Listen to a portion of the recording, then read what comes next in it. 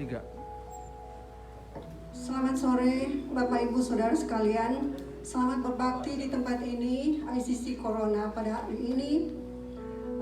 Kami akan dilayani oleh Pastor Yonas Mulyo. Untuk itu kami ucapkan terima kasih kepada Pastor Yonas. Mari Bapak Ibu siapkan hati dan pikiran kita untuk memuji, membesarkan nama Tuhan. Dan terlebih kami boleh mendengarkan firman-Mu hari ini dan boleh menjadi berkat bagi kami semua yang hadir. Pembacaan Alkitab pada hari ini terambil dari Mazmur 86 ayat 3 sampai 5. Psalm 86 verse 3 to 5.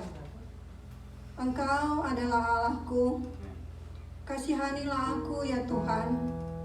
Sebab kepadamu-lah aku berseru sepanjang hari. Buatlah jiwa hamba-Mu bersukacita. Sebab kepadamu-lah ya Tuhan, kuangkat jiwaku. Sebab Engkau ya Tuhan, baik dan suka mengampuni, dan berlimpah kasih setia bagi semua orang yang berseru kepadamu. Be merciful to me, O Lord, for I cry to you all day long. Rejoice the soul of your servant. For to you, O Lord, I lift up my soul. For you, Lord, are good and ready to forgive, and abundant in mercy to all those who call upon you. Pertolongan kepada kita adalah dalam nama Tuhan, pencipta langit dan bumi, yang selamanya setia dan tidak pernah meninggalkan perbuatan tangannya. Kasih karunia dan damai sejahtera dari Allah Bapa dan Tuhan Yesus Kristus turun atas kita semua. Our help is in the name of the Lord, Creator of heaven and earth, who is forever faithful and never forsake the work of his hand. Grace and peace from our God, the Father, and the Lord Jesus Christ be upon us. Amen.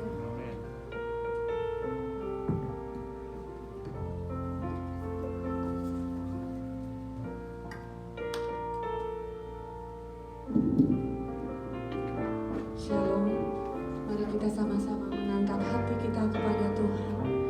Pujian demi pujian kan kita lakukan untuk Tuhan. Hanya itu yang kita bisa lakukan, menyenangkan hati Tuhan. Pujilah aku Tuhan. Aku Tuhan, cobalah aku Tuhan. Selidiki pikiran hatiku, mataku takut kepadamu. Katakan aku cinta padamu. Aku cinta padamu Tuhan.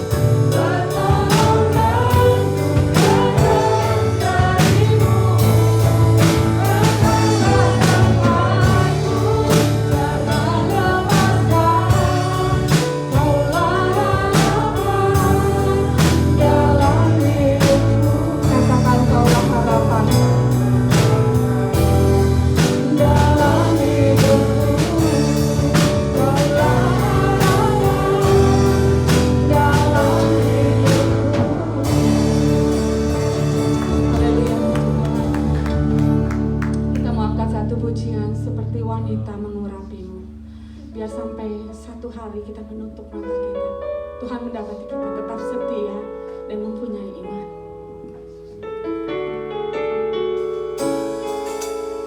Biar ini menjadi doa kita kepada Tuhan.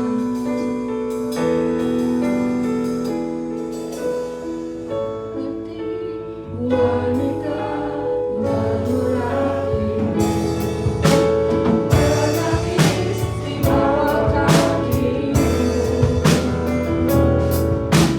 Demikian hidupku, kau mengasihimu. Yesus, Engkau baik bagiku. Sampai akhirku menutup mata.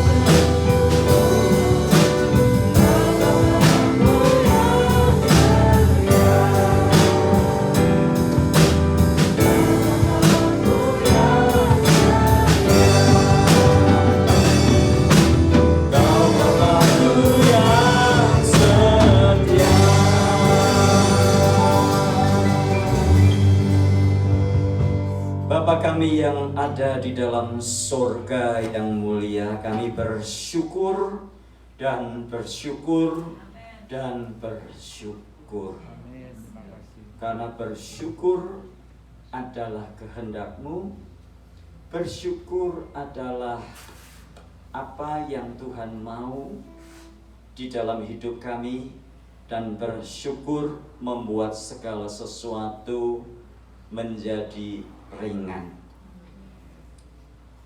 Tuhan ampuni kami tahu lagu ini, kami tahu ayat ini, tetapi kami seringkali lupa Bahkan kebangkitan Kristus yang seharusnya membuat kami bersyukur, namun pada kenyataannya kami lupa. Tuhan, sore hari ini kami mau belajar firman-Mu.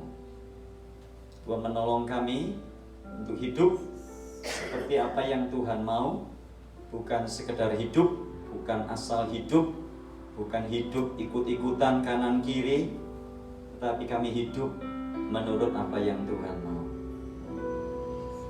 Buka mata hati pikiran kami, mengerti sabda-Mu. Tolong kami Tuhan, Roh Kudus yang memampukan kami. Dalam Tuhan Yesus kami berdoa. Amin. Silakan duduk Bapak yang dikasihi Tuhan. Shalom. Minggu lalu kita merayakan Paskah, betul ya? Paskah itu apa ya? Paskah itu apa saudara kira-kira? Nah, Paskah seringkali dulu kalau saya masih kecil, saya senang sekali kalau Paskah. Saya lebih senang Paskah daripada Natal.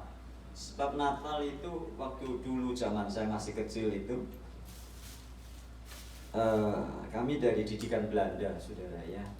Jadi kalau tanggal 4 Desember itu sepatunya suruh taruh di bawah kursi, di bawah kasur tempat tidur ya. Terus dikasih rumput. Ya, terus suruh minta apa kan? Saya minta sepeda, itu nggak pernah dapat sudah. Setiap tanggal 4 Desember besoknya pagi-pagi saya bangun, katanya nggak boleh tidur malam-malam. Katanya center kelasnya nggak mau datang kalau tidurnya malam-malam. Asal tanggal 5 dapatnya coklat. Tahun depannya lagi coklat lagi, kapan dapat sepeda? Nggak dapat sepeda. Jadi kalau Natal itu saya paling kecewa, paling juga dapatnya coklat, nggak dapat sepeda, ya kan?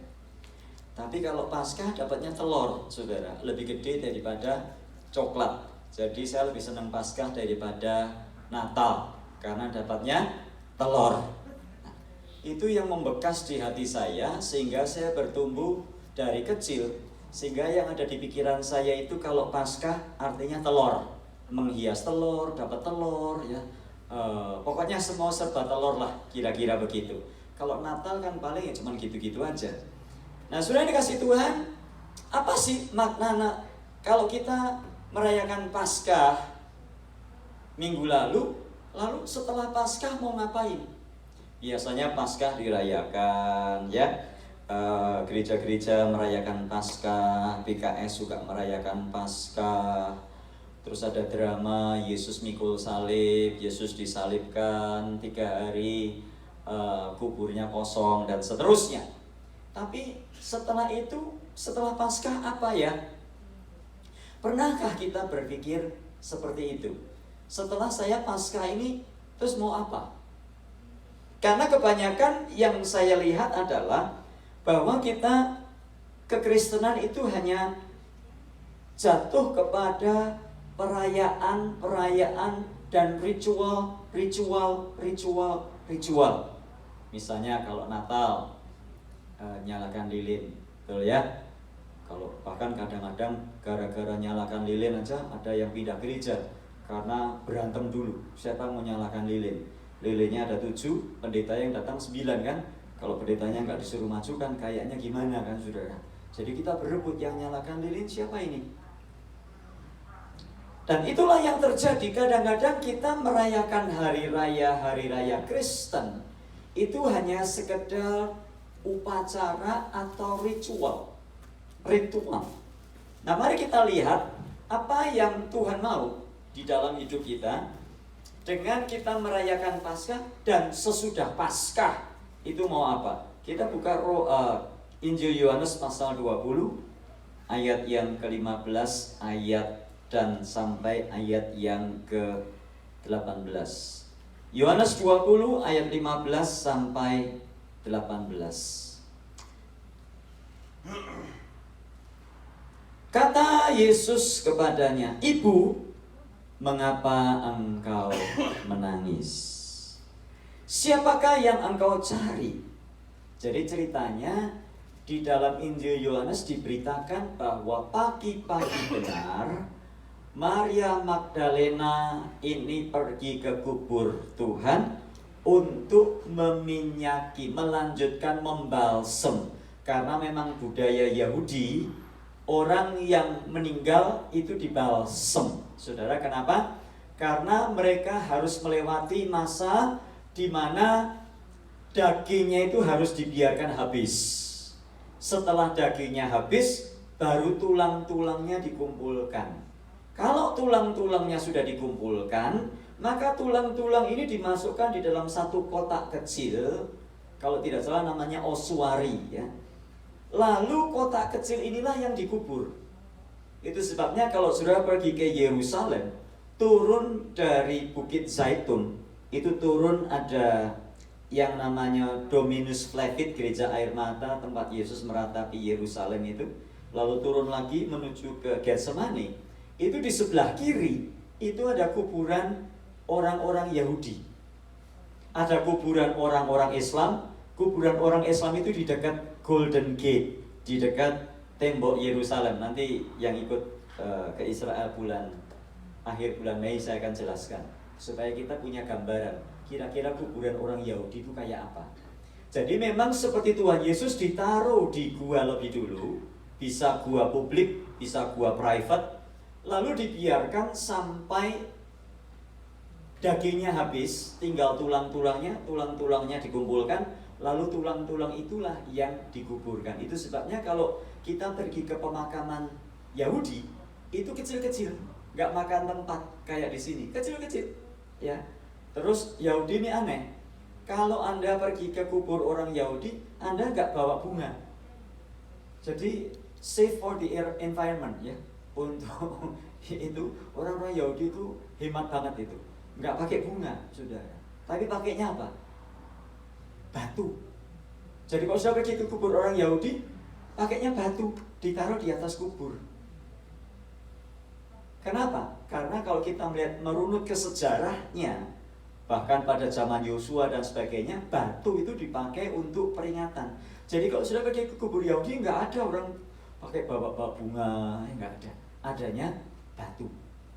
Nah saudara, peristiwa ini bukan setelah Yesus dikuburkan dalam berupa tulang, bukan. Tetapi peristiwa ini adalah 3 hari atau hari yang ketiga setelah Yesus disalibkan, dengan harapan para wanita tadi bisa melanjutkan pembalseman. Karena pada hari Jumat, pembalseman itu tidak cukup waktu. Karena Yesus wafatkan waktu hari sudah mulai gelap, sudah hampir hari Sabat. Itu pun harus diminta oleh Yusuf dari Arimatea, sehingga tubuh Tuhan Yesus dimasukkan di dalam gua milik Yusuf Arimatea. Dan mungkin tidak cukup waktu karena Sabat itu dimulai jam 7 malam hari Jumat, selesai jam 7 malam hari Sabtu. Karenanya kalau pergi ke Yerusalem jangan hari Sabtu. Saudara, nggak ada toko tutup, restoran juga tutup, saudara bisa seharian nggak makan. Jadi kalau hari Sabtu biasanya kami menyingkir dari Yerusalem, biasanya pergi ke Haifa. Haifa itu kota moderat, kota campuran macam-macam agama. Ada agama Bahai, ada agama Kristen, ada agama apa saja di Haifa. Nah, di situ restoran buka, ada restoran Taiwanese, restoran buka ya, Taiwanese ala Israel, saudara. Rasanya juga beda, saudara. Ya. Jadi di Yerusalem tutup. Kenapa? Karena orang merayakan Sabat. Itu sebabnya pada waktu hari Jumat, pada waktu pembalseman kepada tubuh Yesus itu belum selesai. Itu sebabnya para wanita Maria Magdalena dan sekitarnya dan sebagainya berinisiatif untuk minggu pagi melanjutkan pembalseman. Kenapa minggu pagi? Karena Sabat kan selesai jam 7 malam hari Sabtu. Gak mungkin mereka malam-malam ke kubur hari Sabtu. Bisa-bisa malah jadi korban kejahatan. Jadi mereka berinisiatif pergi kubur Yesus minggu pagi. Tetapi yang terjadi adalah kubur itu sudah terbuka. Padahal kubur itu disegel dan kubur itu ditutup oleh batu yang cukup lebar, diameternya 1,5 meter, sehingga sebetulnya wanita ini karena saking emosinya, mereka tidak berpikir siapa yang akan menggulingkan batu dari kubur Yesus. Tapi ternyata setelah mereka sampai di kubur Yesus, batu yang dipakai untuk menutup kubur Yesus itu sudah terguling. Dan pada waktu mereka melihat, ternyata Yesus sudah tidak ada di dalam kubur itu. Nah, kata Yesus kepadanya, "Ibu, mengapa engkau menangis?" Jadi Maria melihat Yesus tidak ada di situ. Kuburnya kosong. Dan setelah itu Maria memberitahukan kepada Petrus dan Yohanes. Petrus dan Yohanes bersegera pergi ke kubur. Dan Petrus melihat, tetapi Yohanes melihat, tetapi tidak masuk ke dalam. Petrus melihat dan masuk ke dalam, tetapi Petrus tidak melihat Yesus ada di situ. Dan setelah Petrus dan Yohanes pergi, maka Maria memberanikan diri masuk ke kubur itu. Dan Yesus berkata kepadanya, "Ibu, mengapa engkau menangis? Siapa yang engkau cari?" Maria menyangka orang itu adalah penunggu taman. Lalu berkata kepadanya, "Tuan, jikalau Tuhan yang mengambil dia, katakanlah kepadaku di mana Tuhan meletakkan dia, supaya aku dapat mengambilnya." Jadi Maria masih tidak tahu bahwa Yesuslah yang berbicara kepadanya. Ayat 16, kata Yesus kepadanya, "Maria." Maria berpaling dan berkata kepadanya dalam bahasa Ibrani. Sebetulnya ini bukan bahasa Ibrani, tapi bahasa Aramaik. Karena bahasa Ibrani mestinya kata yang dipakai itu rabi atau rabai. Kata rabuni itu adalah bahasa Aram, bahasa Aramaik. Aram itu apa? Aram itu Syria kuno. Aramaik itu boleh dikatakan bahasa Ibrani kuno. Jadi kalau kita belajar di sekolah Alkitab, kalau Anda ambil program doktoral, biasanya ada, khususnya di program teologi ya, itu di requirement-nya, persyaratannya bahasa Yunani, bahasa Ibrani, bahasa Latin, dan bahasa Aramaik. Kenapa? Karena Aramaik dan Ibrani ini beda. Hurufnya sama, tetapi ada beberapa yang berbeda-beda sedikit. Seperti di dalam ayat yang ke-16, kata Yesus kepadanya, "Maria." Maria berpaling dan berkata kepadanya dalam bahasa Ibrani, "Rabuni," artinya guru. Ayat 17, kata Yesus kepadanya, "Janganlah engkau memegang aku, sebab aku belum pergi kepada Bapa, tetapi pergilah kepada saudara-saudaraku dan katakanlah kepada mereka bahwa sekarang aku akan pergi kepada Bapakku dan Bapamu, kepada Allahku dan Allahmu." Ayat 18, Maria Magdalena pergi dan berkata kepada murid-murid, "Aku telah melihat Tuhan, dan juga bahwa Dia yang mengatakan hal-hal itu kepadanya." Nah, seperti yang saya katakan tadi, kita merayakan Paskah setiap tahun. Tetapi pertanyaannya adalah, apa maknanya setelah kita itu merayakan Paskah? Saya merayakan Paskah sudah puluhan tahun. Saya sejak kecil sudah Kristen. Tetapi saya tidak pernah, atau di waktu-waktu yang lampau, saya tidak pernah dibawa kepada satu aplikasi, dibawa kepada satu pemahaman, kepada satu penerapan, apa sih sebetulnya makna Paskah itu bagi kita. Ya, Paskah paling-paling dirayakan sama dengan Natal, kan, dirayakan begitu-begitu saja. Dan kalau kita melihat Paskah itu sebetulnya aslinya bukan kebangkitan Kristus sebetulnya. Paskah itu artinya dari kata Pesak, yang artinya dilewati. Itu sebabnya, mengapa? Karena Paskah adalah peristiwa di mana orang-orang Israel merayakan bagaimana mereka diluputkan, bagaimana mereka keluar dari Mesir, berangkat menuju tanah perjanjian, melewati peristiwa pada waktu itu di mana anak-anak sulung Mesir mati, sehingga sebelumnya Tuhan berbicara kepada Musa, "Suruhlah mereka mengoleskan darah anak domba pada ambang pintu rumah di atasnya, sehingga pada waktu malaikat maut datang melewati, pada waktu mereka melihat ada darah anak domba, maka malaikat maut itu tidak masuk ke rumah itu dan tidak membunuh anak sulung yang ada, karena mereka berarti adalah anak sulung bangsa Mesir. Sedangkan yang tidak ada tandanya maka malaikat maut akan masuk dan mencabut nyawa anak-anak sulung. Berarti mereka adalah anak-anak sulung Mesir. Itulah mengapa hari raya Paskah dirayakan orang Yahudi. Sampai hari ini mereka merayakan hari Paskah, artinya Pesak atau dilewati. Nah, ada belakangan ini ribut kan, di WA banyak sekali itu. Halo bro dan sis, sekarang kalau Paskah jangan bilang Happy Easter ya. Ayo, berapa banyak yang dapat WA-nya itu? Banyak sekali kan. Jangan Easter ya. Easter itu dewa Turki, Easter itu dewa kesuburan. Kalau kita bilang Happy Easter, berarti kita merayakan dewa kesuburannya orang Turki. Ya, kenapa? Karena Easter diambil dari kata Ishtar. Makanya perayaan Easter pakai telur. Kenapa? Karena telur itu melambangkan kesuburan. Jadi gimana dong? Nggak boleh, jangan bilang Easter. Orang Kristen harus bilangnya Passover. Loh, Passover kan Yahudi, saudara. Kita kan bukan orang Yahudi kan? Ya. Terus bilangnya bagaimana? Happy Resurrection. Saya bilang whatever. Saya bilang. Mau ngomong apa saja, yang penting hati kita kan. Masa kalau kita ngomong Happy Easter, terus pikiran kita untuk dewa Ishtar di sana yang dewa kesuburan, enggak kan? Kalau kita bilang Happy Easter itu artinya Yesus bangkit dari maut. Kan sebetulnya pemaknaan itu lebih penting daripada penyebutan itu sendiri. Misalnya hari-hari ini orang ribut lagi, jangan bilang Allah.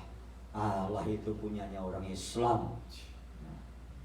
Bilangnya apa dong? Bilangnya Yahweh. Yahweh itu Allah kita. Namanya Yahweh. Terus kalau kamu bilang Maha besar Allah kami yang bertahta dalam kerajaan surga, yang datang bukan Tuhan, yang datang itu dewanya orang Islam. Dewa pohon, dewa bulan itu datang semua. Jadi siapa yang suka Allah kita heran dan besar, nah itu dewanya datang semua. Dewa bulan, dewa matahari, dewa macam-macam, dewa pohon, dewa air, macam-macam datang.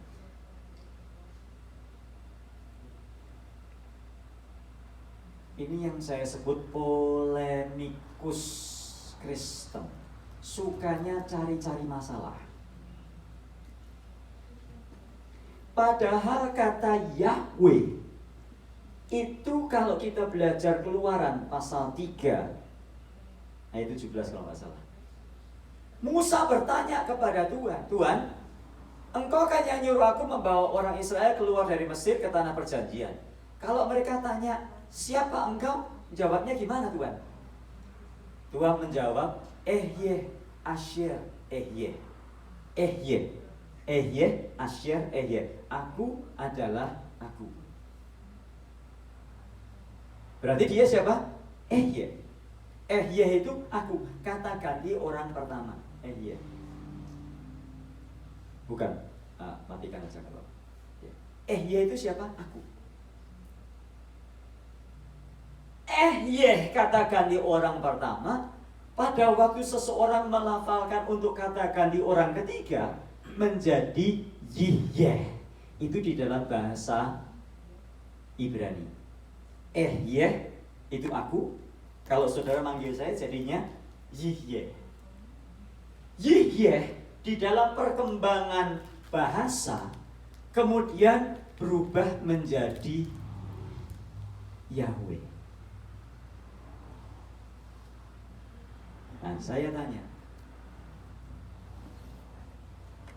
dunia ini yang menciptakan siapa? Tuhan, betul? Tuhan itu kekal atau tidak kekal? Dia kekal. Sebelum ada segala sesuatu, Tuhan sudah ada belum? Sebelum ada segala sesuatu, Tuhan sudah ada belum? Sudah. Sebelum ada manusia, Tuhan sudah ada belum? Sudah. Sudah ada sejak lama atau barusan aja? Udah lama, dari kekal sampai kekal. Dia berkata, akulah Alfa dan Omega. Saya tanya, kalau dia sudah ada, dia sendirian atau ada yang lain?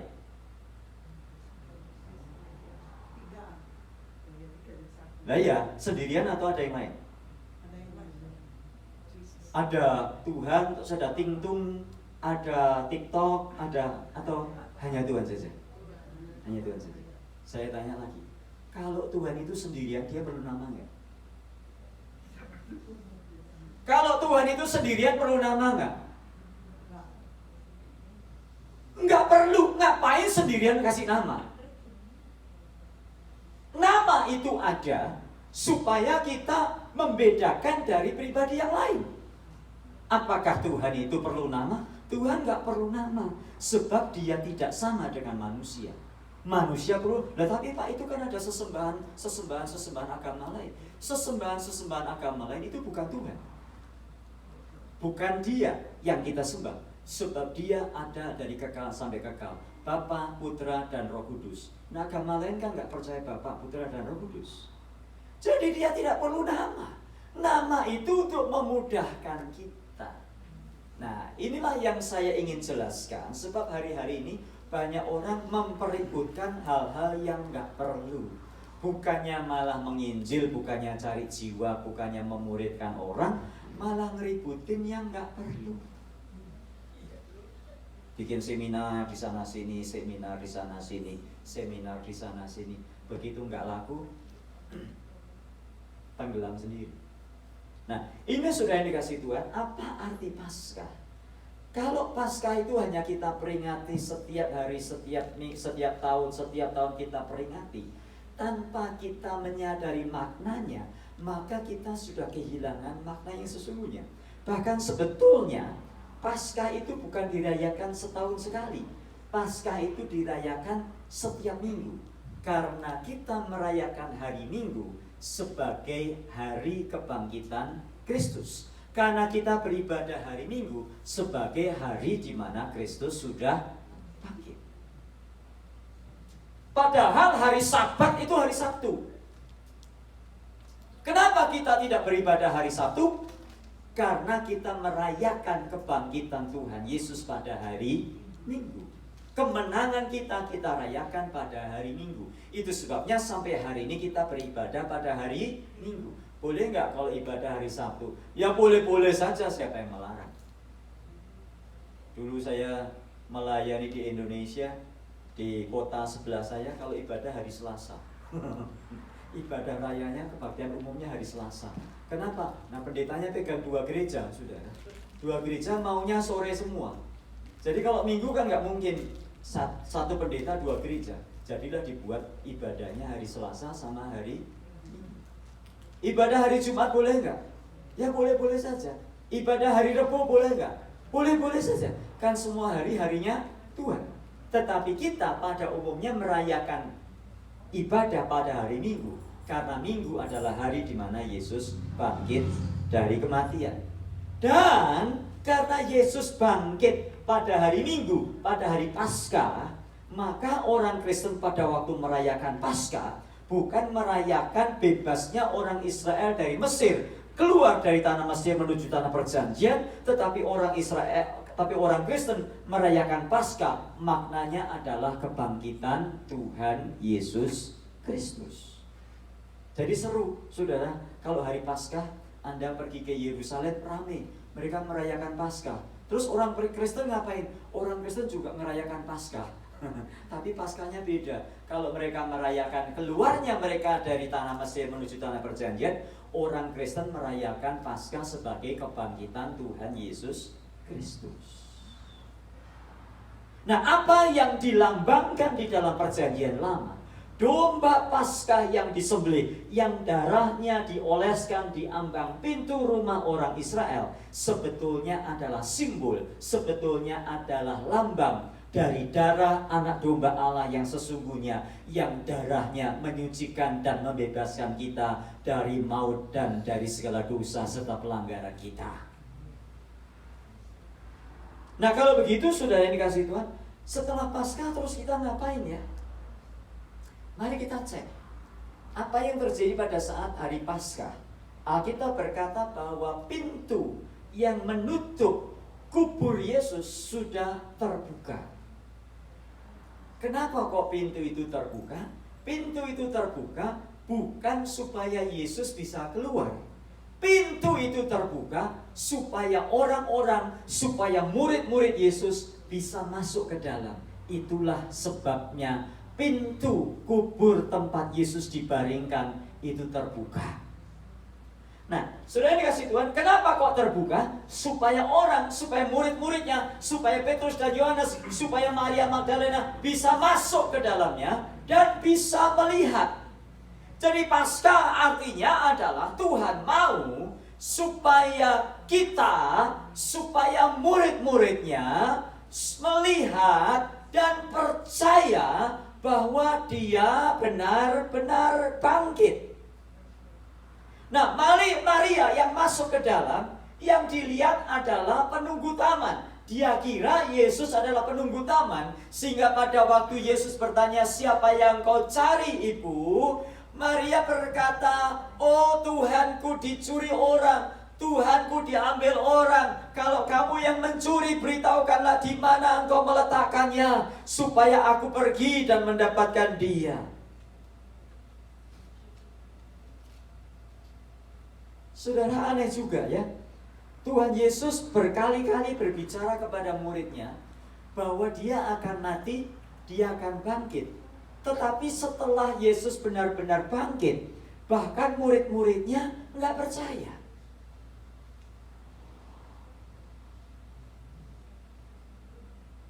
Dan memang itulah yang terjadi. Yang namanya percaya itu bukan sesuatu yang mudah. Betul ya? Misalnya saudara di taman ditulisi "Do not touch, the paint is wet." Betul ya? Apa yang kita lakukan, saudara? Oh iya, bahasa ya. Orang kalau suruh percaya itu susahnya minta ampun. Sudah tahu kan, ini bunga plastik. Masih nggak percaya, ini plastik bukan sih? Oh iya, plastik. Sobek-sobek lagi sudah. Padahal gak ikut beli. Dokter bilang, "Bu, berhenti makan durian, Bu ya. Berhenti makan durian." Kenapa, Dok? Ya pokoknya nggak sehat aja. Berhenti makan durian, berhenti makan jeroan, berhenti makan yang minyak-minyak, ya. Terus apa yang kita lakukan? Apa yang kita lakukan? Namanya orang suruh percaya itu susahnya minta ampun. Ya. Pergi ke pesta, ya sudah ada durian, dalam nama Yesus disucikan. Oh, dalam nama durian ini disehatkan dalam nama Yesus. Ayo, berapa banyak yang gitu ngaku, saudara? Banyak loh orang Kristen kayak gitu tuh, saudara. Sudah dibilang jangan, itu jangan, tapi masih terus ngeyel terus. Lagi, saya kalau malam jemput anak saya kan, ditulis di situ 6:05 rem close. Kan saya dari 60. 6:05 rem close. Kalau sudah begitu artinya apa? Sebelum 6:05 saya harus keluar. Di mana? Crossroad Parkway kan? Enggak tuh saudara. Lah balik saya terus jalan. Saya masih nggak percaya kalau itu tutup, saudara. Setelah tutup, oh iya tutup. Saya bablas sampai Pike Road baru belok, saudara. Pendeta pun kadang-kadang juga gitu ya, saudara. Suruh percaya itu susahnya. Tuhan Yesus bilang, "Hei murid-muridku, aku akan disalibkan, dibunuh. Pada hari ketika aku akan bangkit." Percaya nggak? Ya percaya. Tuhan Yesus bilang, "Aku akan datang." Yohanes 14, "Aku akan datang kembali dan menjemput kamu, supaya di tempat di mana aku berada, kamu pun berada." Artinya Yesus Kristus akan datang kembali. Percaya nggak? Banyak yang nggak percaya, sudah banyak. Susah. Nah, Tuhan Yesus sengaja pintu kubur itu digulingkan bukan supaya dia bisa keluar. Pintu kubur itu digulingkan supaya orang bisa masuk. Tuhan mau supaya murid-muridnya masuk dan melihat. Tuhan mau supaya murid-muridnya percaya. Karena percaya itu bukan sesuatu yang mudah. Makanya pada waktu Lazarus mau mati, Tuhan Yesus bilang apa? Adalah lebih baik aku tidak datang supaya kamu belajar percaya. Tapi apa kata Marta? Tuhan, coba engkau lebih awal datang ke sini, tentulah Lazarus tidak mati.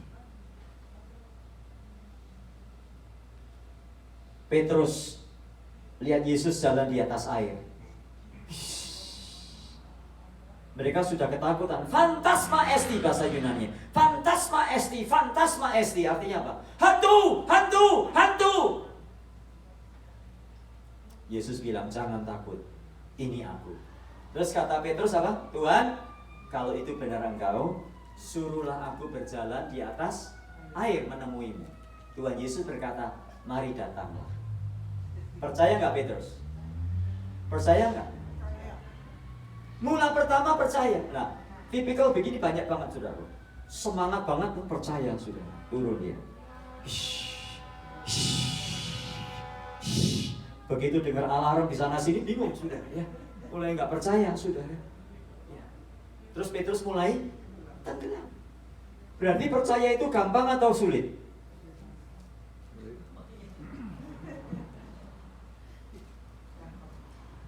Tuhan bilang dong, kalau kamu percaya kepadaku, kamu akan tetap hidup walaupun kamu sudah mati. Percaya nggak? Lah kok takut mati?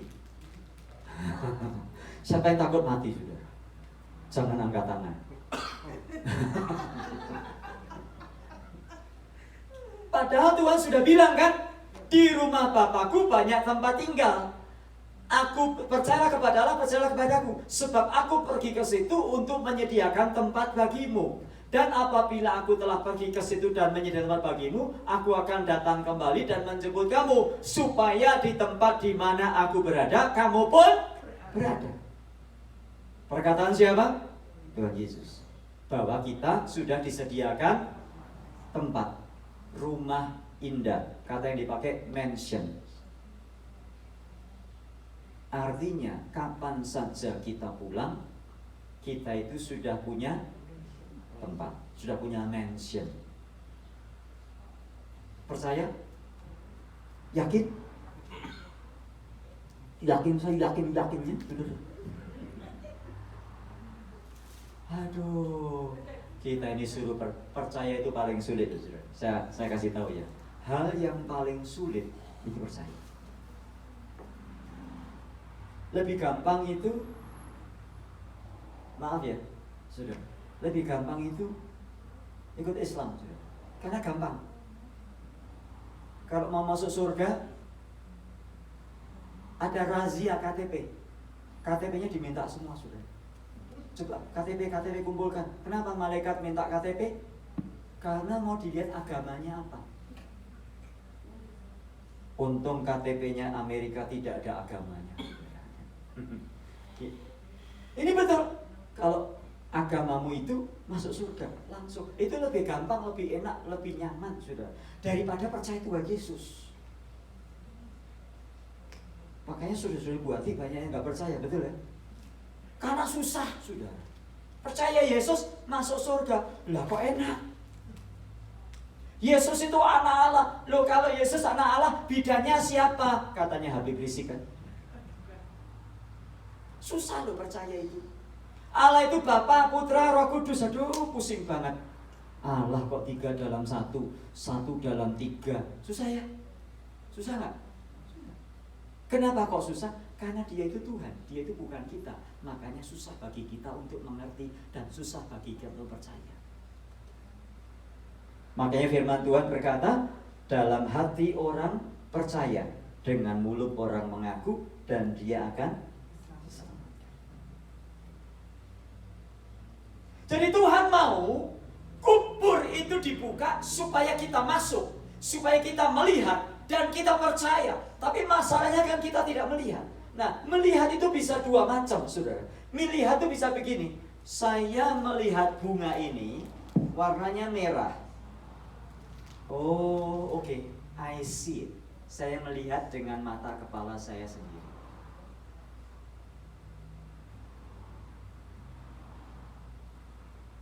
Tapi melihat juga bisa begini, saudara.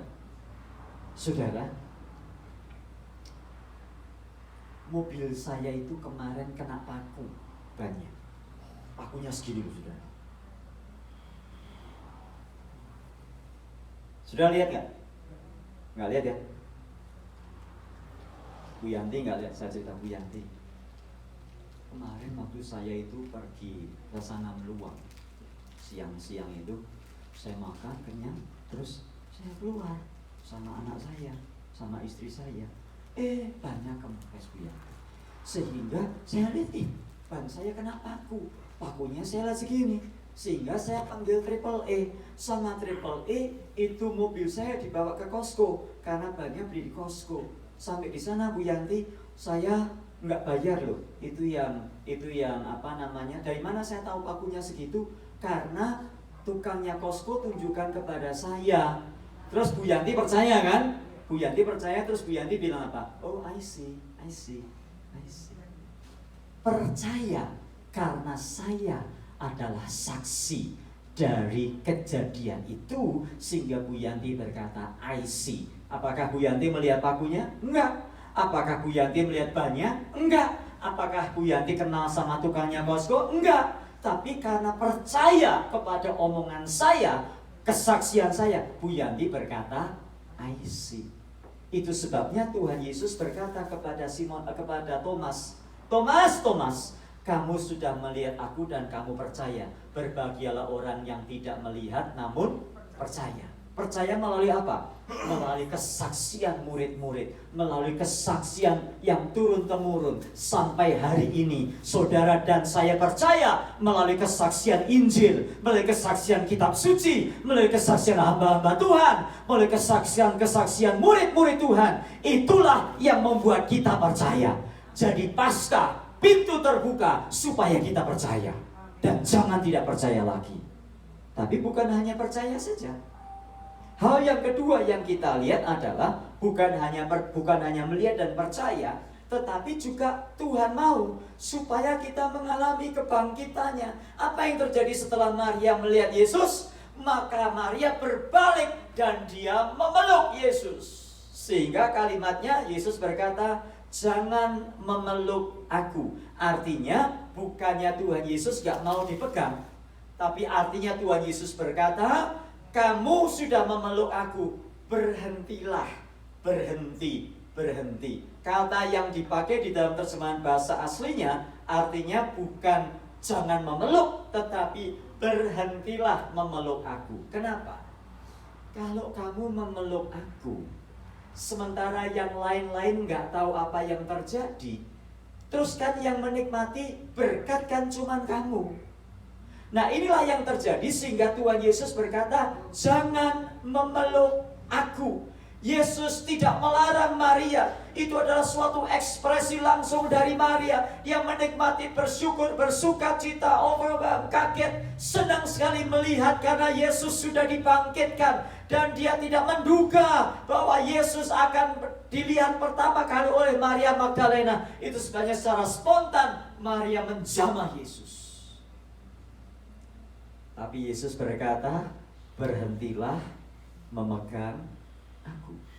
Jadi sudah yang dikasih Tuhan, kalau begitu setelah Paskah lalu apa? Tuhan mau bukan hanya sekedar kita itu melihat dan percaya. Tuhan mau supaya kita mengalami kebangkitannya.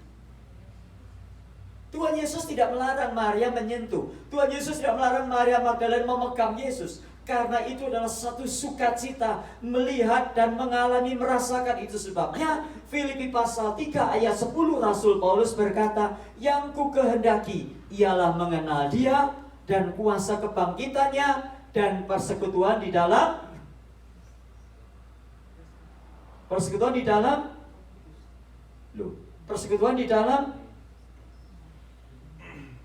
penderitaannya, supaya aku menjadi sama dengan dia di dalam kematiannya. Sudah dikasih Tuhan, Paulus berkata, aku pengen mengalami kuasa kebangkitan. Jadi kuasa kebangkitan Kristus itu ada bukan sekedar untuk diperingati. Kuasa kebangkitan Kristus itu ada untuk kita nikmati, untuk kita rasakan, untuk kita rayakan. Jadi kita menjadi Kristen bukan sekedar tahu melihat, tetapi Tuhan mau kita mengalami secara pribadi. Tuhan itu ada, Yesus itu nyata untuk kita mengalami, saudara. Jadi agama Kristen itu bukan agama yang pasif, yang setiap kali ibadah kayak upacara bendera. Semangat yang dikasih Tuhan. Mari kita berdiri. Mari kita menyanyi dari kidung nomor 37. Silakan duduk. Mari kita berdoa. Terus kita berdoa pun juga baca. Bapa kami yang di dalam surga, terima kasih ya Tuhan karena kemurahan-Mu dalam hidup kami. Kami datang pada sore ini mengucap syukur atas kasih karunia-Mu yang mulia. Kami datang kepadamu ya Bapa, bermohon supaya Tuhan kiranya berkenan memberkati ibadah ini. Amin. Siang khotbah juga gitu, saudara-saudara yang dikasih Tuhan. Itu nggak beda sama upacara bendera, saudara. Bara, sang saka merah putih, hormat, gitu. Nah, kita ini ibadah upacara bendera atau menikmati Tuhan? Tuhan ada untuk dinikmati. Saudara berdoa pagi setiap hari ada, saudara hanya sekedar untuk tahu atau menikmati hadirat Tuhan. Hadirat Allah kebangkitannya, Yesus ada untuk dinikmati. Itu sebabnya Yesus bangkit. Bangkit dari kematian dan Roh Kudus turun. Coba kalau Yesus nggak bangkit, saudara. Atau Yesus nggak naik ke surga. Saya mau tanya, yang bisa menikmati Yesus siapa? Siapa yang bisa menikmati Yesus? Ya orang-orang di Israel sana kan. Ya saudara ditanya, Pak Darmawan mau kemana? Saya mau ke Israel. Kenapa? Mau ketemu Yesus dulu. Mau ketemu Yesus. Mesti Pak Darmawan mesti mau untuk ketemu Yesus mesti bayar berapa saudara? Minimal 3.000 ya kan? Minimal 3.000. Tapi luar biasa, dia naik ke surga, dia kirimkan rohnya untuk hadir menyertai kita sekalian, sehingga kita bisa menikmati hadiratnya di mana saja, kapan saja, waktu apapun juga kita bisa menikmati hadirat Tuhan. Sehingga kita ke Israel itu bukan kayak, maaf ya, bukan kayak orang Islam pergi ke mana? Ke Mekah.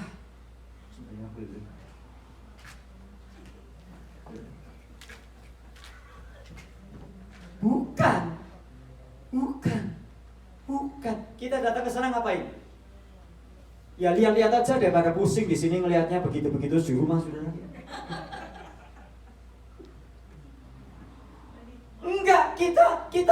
Kita enggak. Bukan untuk ketemu Yesus, sebab rohnya tinggal di hati kita. Sehingga saudara pada waktu pagi, saudara bisa datang menjumpai dia di kamar saudara. Waktu saudara masuk rumah sakit, saudara bisa menemui dia di kamar rumah sakit. Pada waktu saudara kesakitan di restroom, saudara bisa menemui dia di restroom. Pada waktu saudara di restoran, saudara bisa menemui dia di restoran, mengucap syukur atas berkatnya. Waktu saudara di rumah sendirian, saudara bisa datang kepadanya dan merasakan hadiratnya. Luar biasa enggak saudara? Agama mana yang ngajarkan kayak gini? Enggak ada, saudara. Saya dulu waktu zaman kecil ya, masih ada TVRI. Enggak tahu masih ada enggak TVRI sekarang itu? Masih ya? Dulu itu ada namanya mimbar apa itu? Agama. Mimbar agama apa itu? Mimbar kepercayaan. Saya paling suka nonton dulu. Mimbar kepercayaan. Terus pada awalnya yang mimpin mimbar kepercayaan bilang apa sudah? Enggak, ini saya bukannya bukan. Saya cuma mengingatkan. Mimbar kepercayaan bilang, mari Rahayu, mari kita meningkatkan rasa eling kita kepada Tuhan yang Maha Esa. Mulai, selesai. Itu artinya apa? Meningkatkan rasa eling kepada Tuhan yang Maha Esa. Eling itu apa? Ingat. Jadi ya. Di dalam Alkitab ada seperti itu. Mari kita meningkatkan rasa eling kepada Yesus, ada? Enggak ada. Bahkan kita menikmati tubuh dan darahnya melalui perjamuan kudus seminggu sekali, sebulan sekali, betul? Jadi Tuhan bangkit supaya saudara dan saya bisa mengalami kehadirannya, bisa mengalami kuasanya sampai hari ini. Saudara nyanyi, kadang-kadang nangis sendiri, betul ya? Sampai akhir ku menutup mata, ku tetap setia menanti janjimu. Saya pernah loh saudara, nyanyi itu, main piano di rumah. Aduh, saya itu nangis. Aduh, sudah basah semua.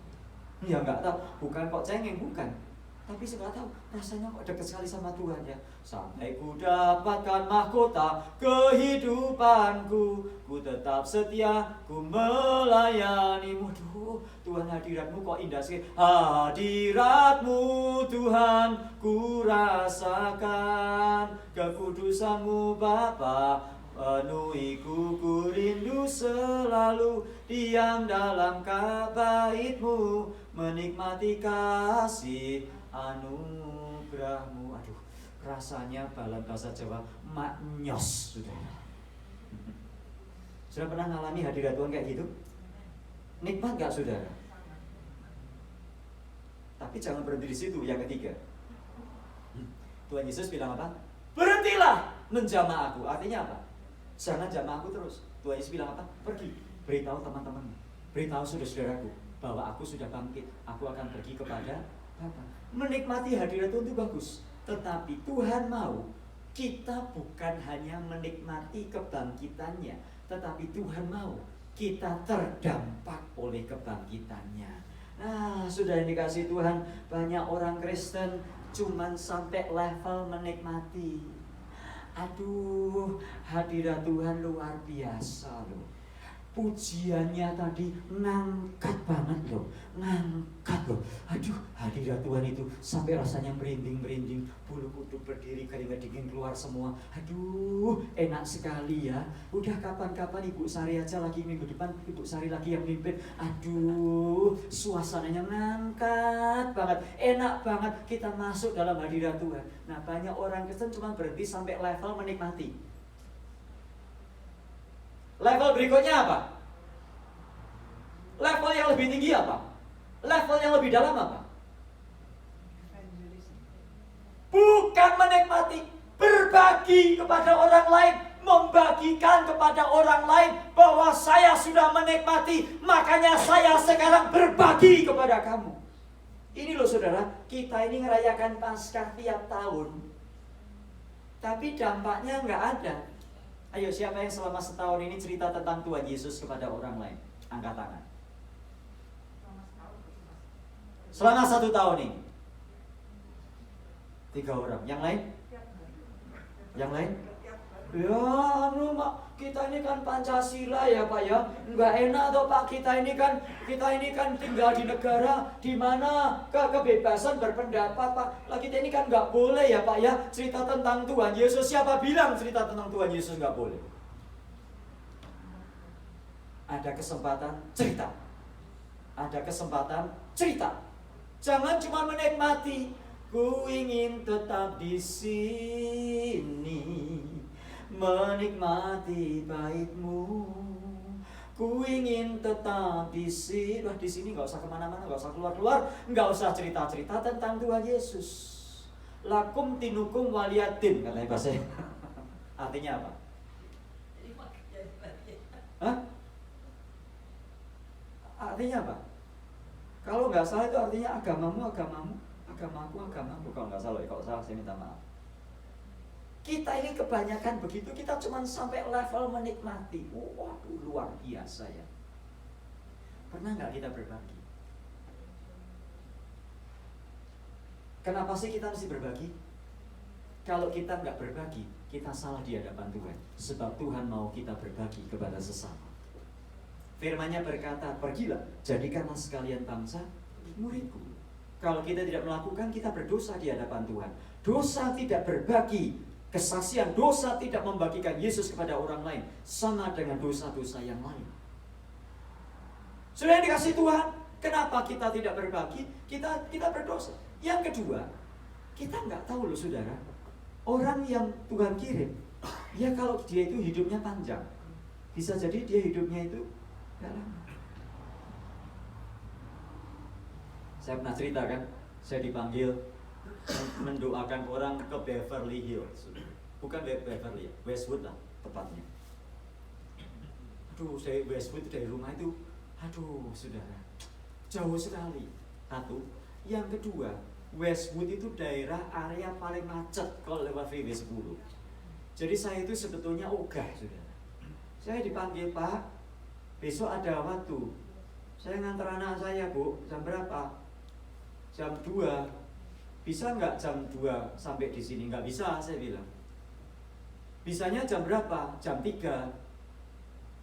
Oke, bisa nggak Pak datang ke Westwood? Doakan orang, Pak. Ya boleh, Bu, jam 3 ya, iya. Saya habis ngantar anak saya ke Polin, Pak, saya langsung pergi ke Westwood. Aduh, sudah Freeway 10 itu, Freeway 10 West.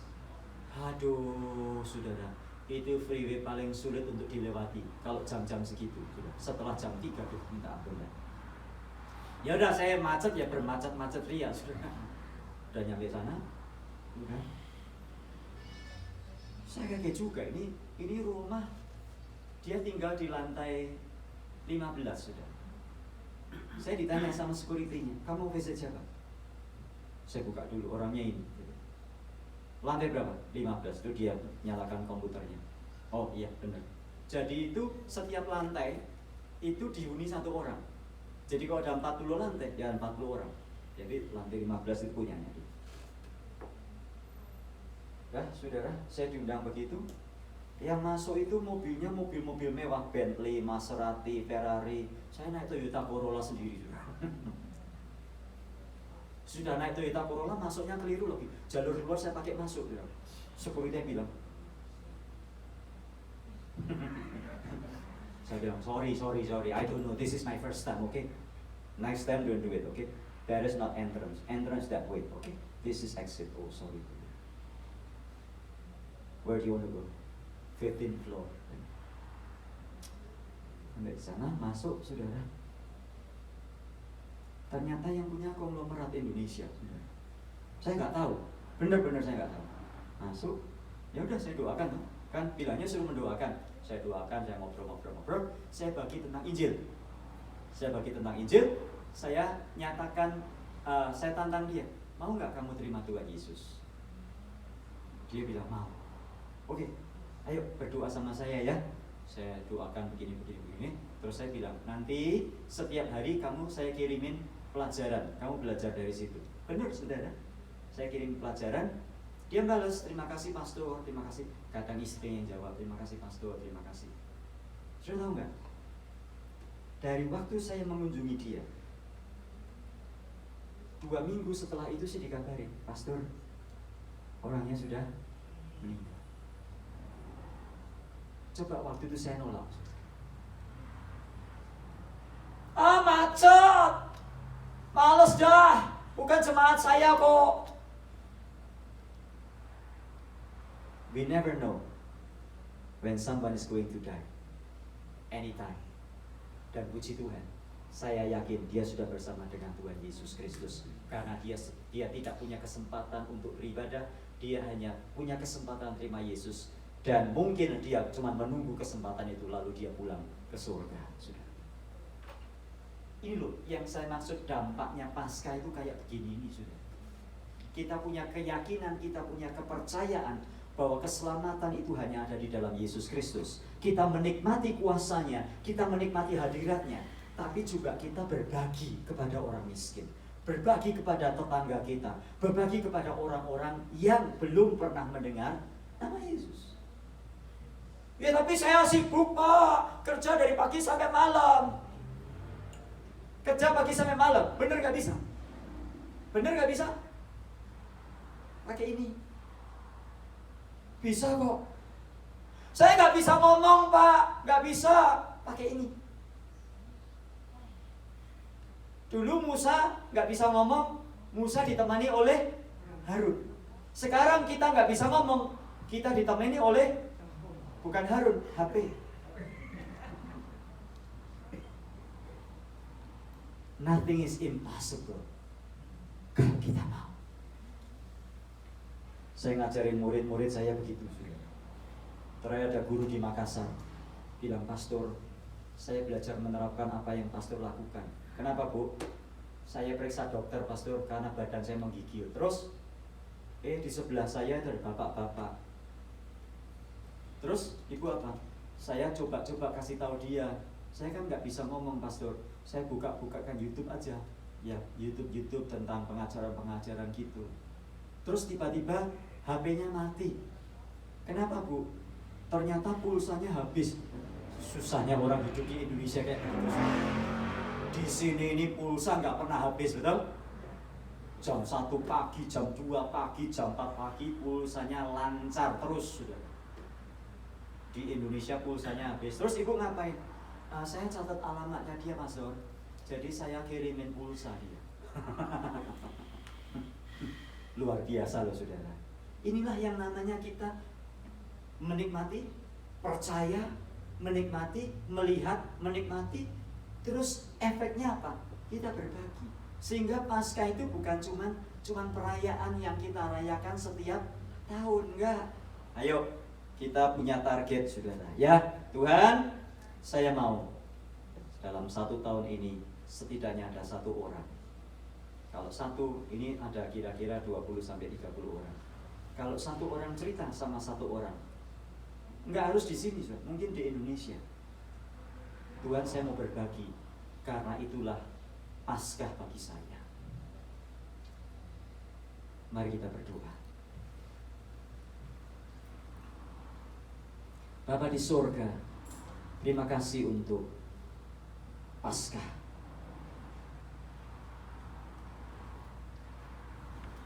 Untuk kami percaya,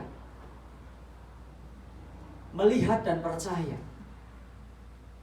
akan kebangkitan Kristus. Untuk kami menikmati kebangkitan Kristus. Dan untuk kami berbagi dengan sesama. Tolong kami, Tuhan. Sebelum kami dipanggil pulang oleh Tuhan, paling tidak ada 1 orang yang kami bimbing untuk percaya kepada Tuhan Yesus Kristus. Pakai kami semua, Tuhan. Kami tidak sendiri, ada Roh Kudus yang menolong kami. Kalau orang menolak kami, yang ditolak bukan kami, yang ditolak adalah Tuhan Yesus. Tolong kami, Tuhan, untuk kami menikmati dampak dari Paskah itu dalam hidup kami sehari-hari. Tolong kami, Tuhan, mampukan kami oleh kuat kuasa Roh Kudus. 1 tahun ini sampai Paskah tahun depan, ada 1 orang yang kepadanya kami bercerita tentang Tuhan Yesus. Terima kasih Bapa, bagi mula segala puji, hormat, syukur, kemuliaan sampai selama-lamanya. Amin.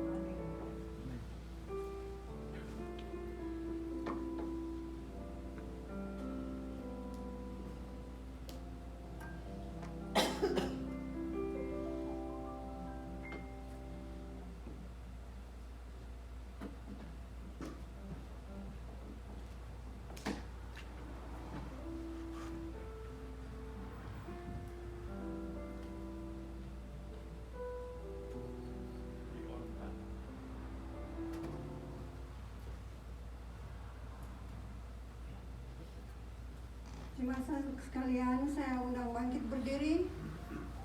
Kita akan mengikrarkan pengakuan iman rasuli yang akan diucapkan bersama-sama dalam bahasa Inggris.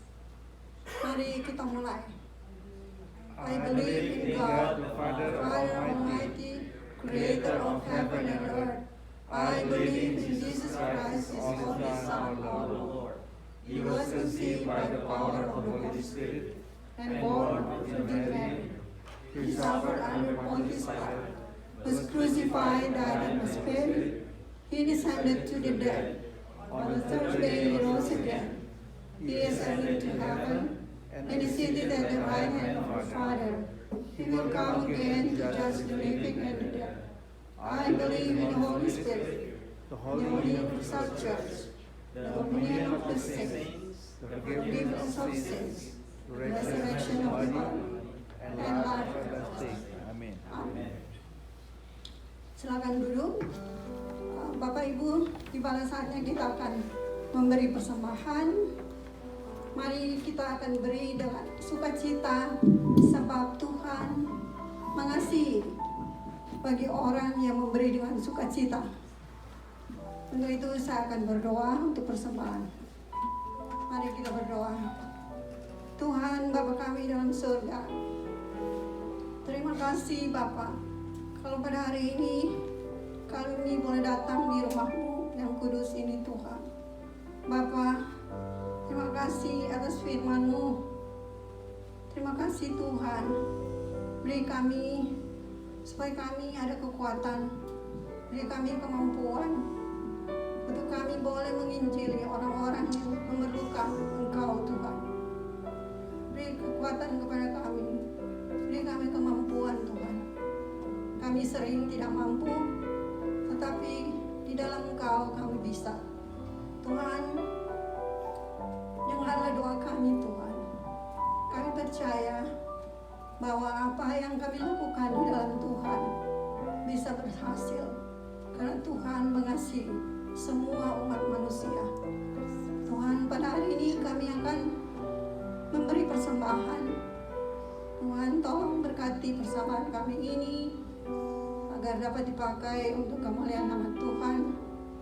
Berkati tangan-tangan yang akan memberikan, dan juga bagi mereka yang memberi melalui sel. Tuhan berkati. Terima kasih Bapa, dalam nama Tuhan Yesus kami sudah berdoa. Amin.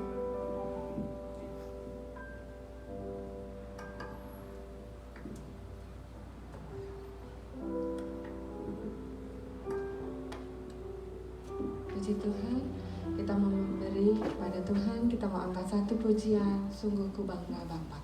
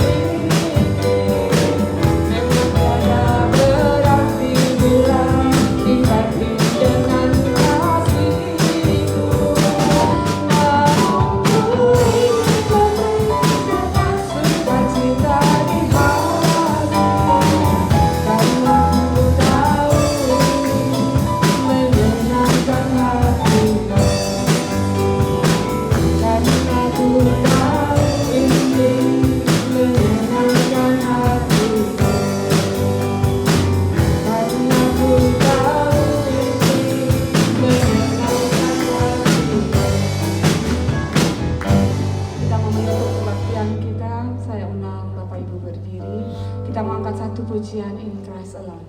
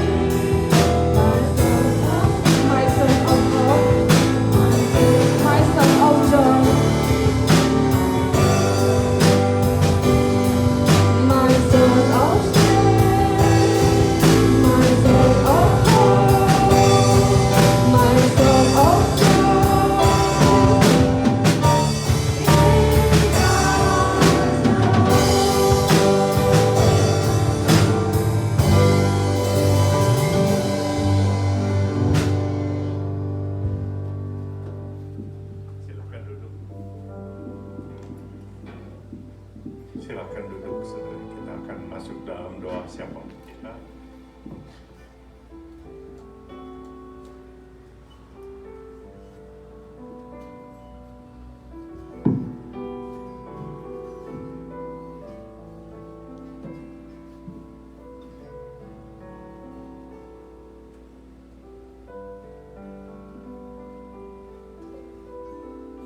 Ya Tuhan, kami datang kepadamu pada saat ini. Kami diingatkan kembali untuk bukan saja memikirkan kepentingan diri sendiri, tetapi untuk memikirkan kepentingan orang-orang di luar. Teristimewa mereka yang tidak mengenal adanya Tuhan, tapi juga bagi mereka yang pernah kenal Tuhan, tapi saat ini sedang lupa akan Tuhan. Mereka yang kehilangan hadiran Tuhan. Kami berdoa Tuhan, supaya Tuhan menyatakan diri kembali pada mereka.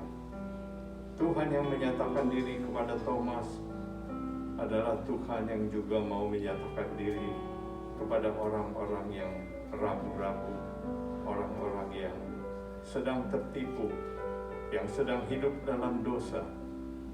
Kiranya Tuhan datang kepada mereka semua. Bapa dalam surga, kami juga mendoakan bagi saudara-saudara kami, bagi kami yang sedang menderita sakit, yang ada kekurangannya dalam kesehatannya.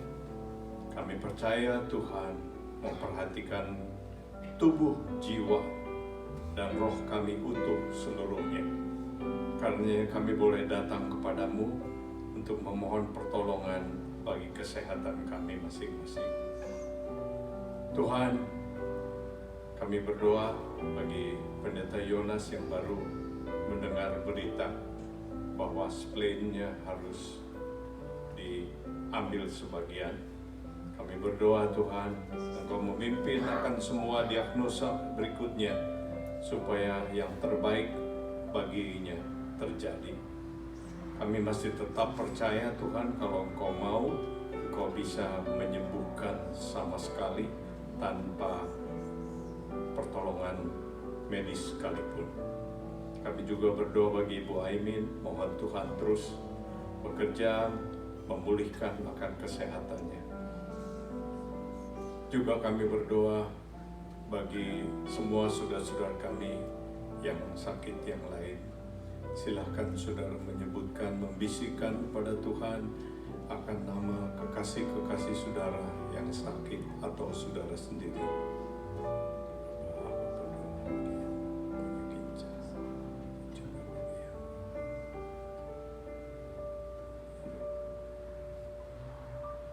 Saudara effort, ya Tuhan, jangan lagi. Berikan kesehatan yang cepat.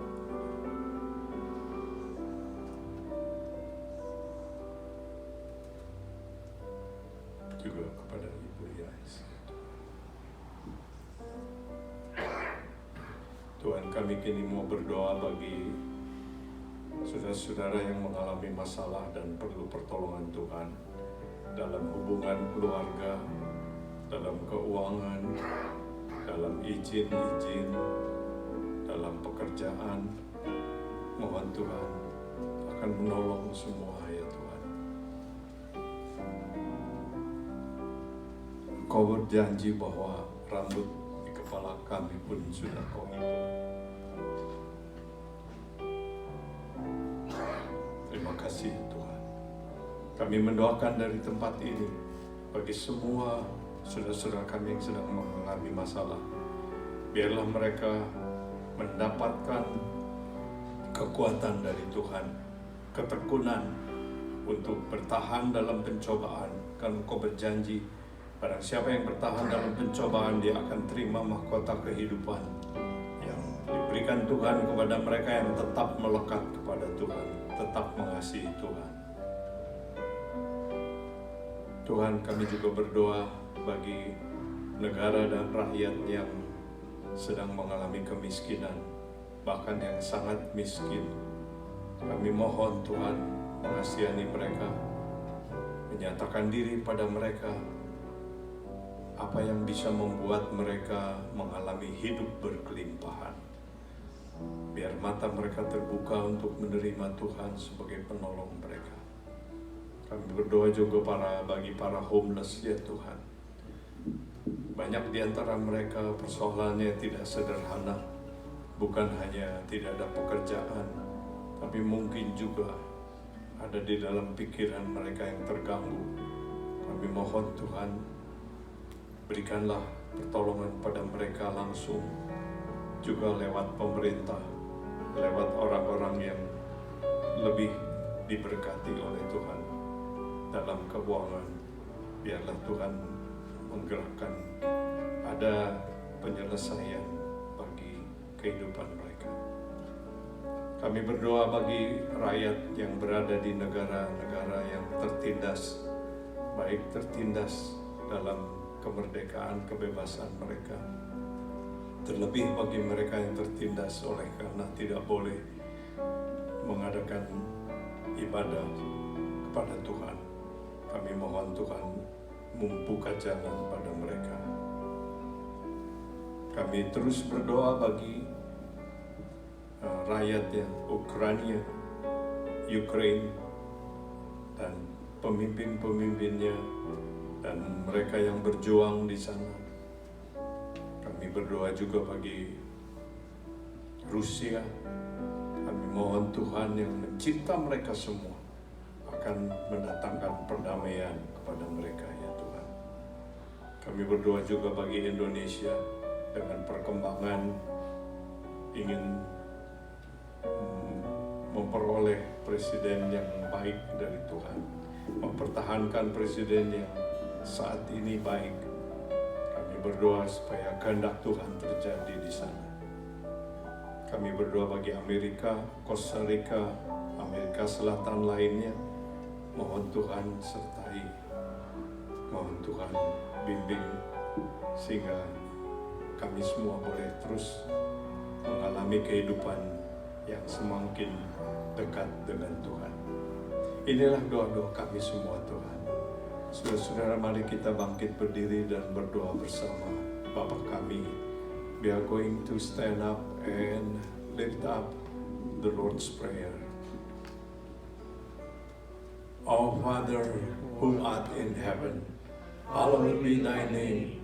Thy kingdom come, thy will be done, on earth as it is in heaven. Give us this day our daily bread, and forgive us our trespasses, as we forgive those who trespass against us. And lead us not into temptation, but deliver us from evil. For thine is the kingdom, and the power, and the glory, forever and ever. Amin. Amin. Saudara-saudara yang terimalah akan berkat Tuhan, anugerah daripada Tuhan Yesus Kristus, the grace of our Lord Jesus Christ, kasih dari Allah Bapa, the love of God the Father, dan persekutuan dengan Roh Kudus-Nya, and the fellowship with the Holy Spirit, selalu menyertai kita selama-lamanya. Be with us forever and ever. Amin. Amin.